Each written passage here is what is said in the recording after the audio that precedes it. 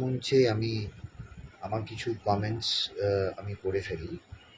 যার জন্য সেটা অত্যন্ত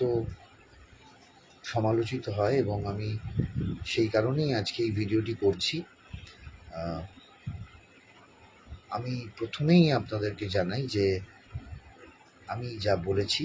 তার জন্য আমি অত্যন্ত লজ্জিত এবং দুঃখিত, এবং আমি কোনো সাফাই গাওয়ার জন্য আজকে এই ভিডিওটি করছি না। আমি বিশ্বাস করুন, আমি অন্তরের অন্তঃস্থল থেকে আমি বলছি যে এই 18টা দিন আমারও একটি সত্যি আমারও বাড়িতে মা আছেন,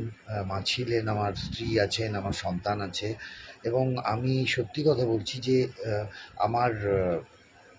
বাড়িতেও একজন